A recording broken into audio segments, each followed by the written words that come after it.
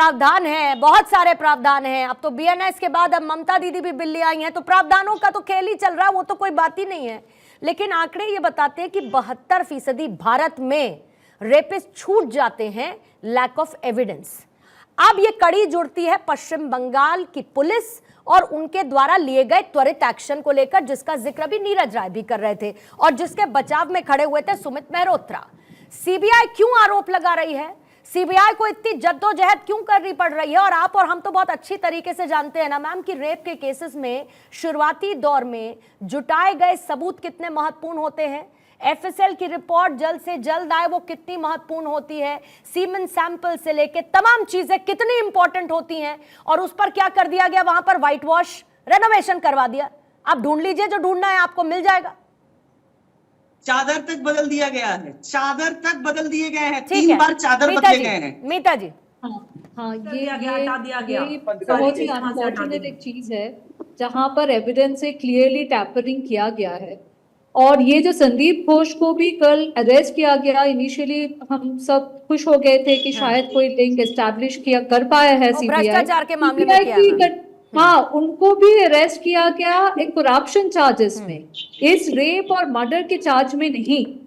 तो ये बात होना बहुत जरूरी है, क्योंकि ये ऐसा हो नहीं सकता कि सिर्फ एक सिविक वॉलंटियर को इतना एक्सेस मिल गया कि वो रात को 3 बजे अंदर आ जाता है और फिर एक लेडी डॉक्टर का इतना ग्रूसम तरीका से उनका रेप और मर्डर हो जाता है। तो पहली बात तो ये है कि इन्वेस्टिगेशन में काफी सारे लैप्सेस हुए हैं। और दूसरी बात है सीबीआई की कन्विक्शन रेट भी आप देख लीजिए, वो 1% से कम है। तो सीबीआई से जो हम लोग को उम्मीद है वो भी बहुत ज्यादा नहीं है। और CBI also seems to be politically motivated. तो कल हमारी कांग्रेस की तरफ से हम लोग निजाम पैलेस घिराव कर रहे हैं, क्योंकि जैसे हम कोलकाता पुलिस का भी लाल बाजार घिराव कर चुके हैं और विनीत गोयल कोलकाता पुलिस कमिश्नर की अरेस्ट रेजिग्नेशन डिमांड कर चुके हैं, वैसे हम सीबीआई से भी आंसर्स मांगेंगे। बिल्कुल ठीक बात है मीता जी, सीबीआई के कन्विक्शन रेट से ज्यादा इम्पोर्टेंट मीता जी सीबीआई का कन्विक्शन रेट जो है अभी, बिल्कुल ठीक बात है, मैं आपके आंकड़ों के साथ जाती हूं। लेकिन सीबीआई के कन्विक्शन रेट से लार्जर पिक्चर अभी क्या कहती है? सीबीआई तो सीबीआई तो सबूत खंगाल रही है ना, सबूत के आधार पर कार्रवाई कर रही है ना, क्योंकि जितना मटियामेट करना था पश्चिम बंगाल की पुलिस ने कर दिया। लेकिन उससे ज्यादा नीरज जी कंसर्निंग क्या है, फिर अंबर आपके पास आती हूं। नीरज जी, उससे ज्यादा कंसर्निंग बात यह है कि लंबित मामलों का परसेंटेज 95% का है। आप सब कुछ कर लीजिए लेकिन 95% केसेस आर पेंडिंग। हम उसको पहले सुधारेंगे और फिर मैं आ जाती हूं। मुझे ये कौन सुनिश्चित करेगा नीरज जी कि मैं रात में किसी भी वक्त सड़क पर पैदल निकलूं, मेरे साथ कुछ नहीं होगा? वो खौफ कैसे आएगा सरकार के द्वारा लोगों के, अपराधियों के मन में? बिल्कुल आपने सही कहा। तो मैं ये जानना चाहता हूँ, ये केवल बंगाल के लिए आप पूछ रही हैं? मैं ओवरऑल पर्सपेक्टिव में सर बात कर रही हूँ, ओवरऑल कंट्री बात कर रही हैं आप ना। ये देखिए, हमारा देश जो होता है ना, सिस्टम से चलता है और सिस्टम का संचालन यहाँ पर सरकारों के हाथ में होती है। इसे केंद्र की सरकार है, ग्राम पंचायत से लेके सेंट्रल तक। तो यहाँ पर क्या हो रहा है कि पूरे कुएं में भांग घुली है। जितनी भी पॉलिटिकल पार्टियां हैं कहीं ना कहीं सत्ता में पड़ी हुई है, पूरे कुएं में भांग है। जिस भी बाल्टी से उठाकर पिए, केवल इनको राजनीति दिखना है और कुछ नहीं होना है। हमारे देश में कभी कानून कमजोर नहीं रहा है, लेकिन कानून का जो क्रियान्वयन जो होता है वही कमजोर होता है। आपने कहा 95%, आपने ये कहा कि सब बच जाते हैं। आखिरकार फायदा किसको? पॉलिटिक्स को फायदा है। अभी बातें चल रही थी यहाँ पर, हमारे अनुज राज चौधरी ने भी 21 की घटना का भी जिक्र किया था। मैं 16, 19, 21 और 24 तक देखा कि भारतीय जनता पार्टी के शीर्ष नेतृत्व जब चुनाव आया, बंगाल के अंदर राजनीति की महिलाओं को लेकर भी, लेकिन चुनाव के बाद उसका रिजल्ट क्या है? मैं बंगाल से बाहर नहीं जा रहा हूँ। मैं ये नहीं कह रहा हूँ कि चिन्मयानंद के ऊपर आरोप लगा था, जिस लड़की ने आरोप लगाया वही जेल में गई, उस चिन्मयानंद का केस सरकार ने लड़ा। मैं उस पर बात नहीं करूंगा कि जघन्य अपराध रेप का 20 साल का सजा याफ्ता कैदी जो है 4 साल में 255 दिन जेल से बाहर पैरोल पे आता है सिर्फ चुनाव को लेकर। इसीलिए मैंने टोटल कह दिया कि पूरे कुएं में भांग घुली हुई है।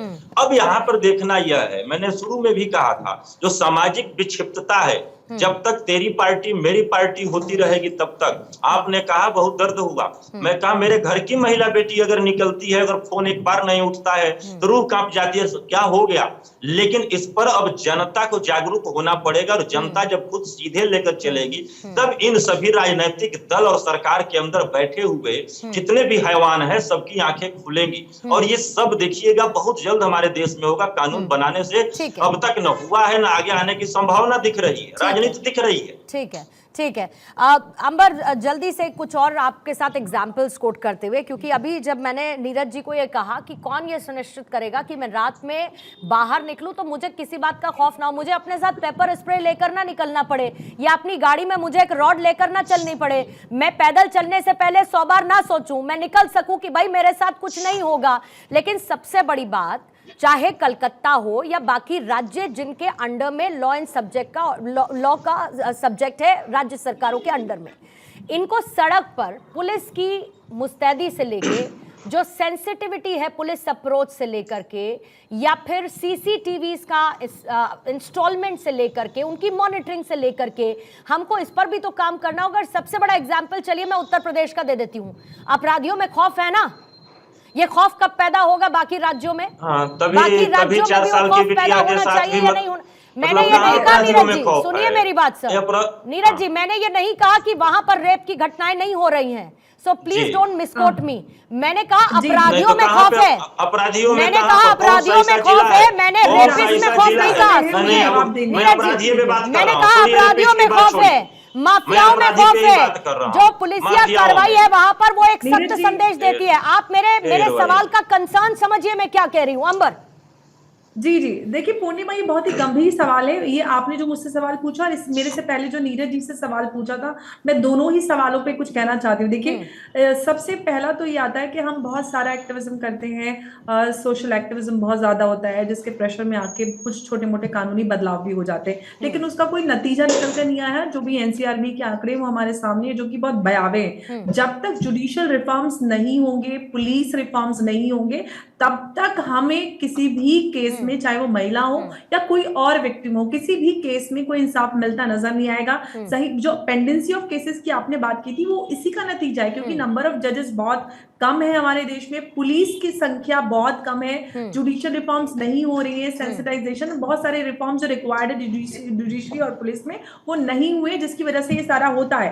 अब फिर आती है कि जो महिला या किसी भी नागरिक की सुरक्षा की जिम्मेवारी होती है वो स्टेट की होती है, और स्टेट अगर महिलाओं की सुरक्षा को लेकर कड़े कदम नहीं उठाती है और बजाय अपराधियों को सजा देने के लिए उनको राजनीतिक संरक्षण देती है, तो नतीजा वेस्ट बंगाल जैसा होता है। आपने उत्तर प्रदेश का एग्जाम्पल दिया, मैं उत्तर प्रदेश की वासी हूं, मेरा उत्तर प्रदेश में ऑफिस है और मैं दिल्ली में रहती हूँ। मुझे कुछ सालों पहले वाला नोएडा भी याद है, और मुझे उत्तर प्रदेश, वो जो योगी जी के उस राज्य में, वो भी मुझे नजर आता है। जमीन आसमान का फर्क है। आज मैं 11 बजे नोएडा से दिल्ली जाती हूँ, कोई खौफ नहीं है, बाहर जाके चाय भी पी के आती हूँ। ये होता है कि लॉ एंड ऑर्डर जब सही हाथों में कोई प्रदेश होता है तो उसकी स्थिति कैसे बदलती है।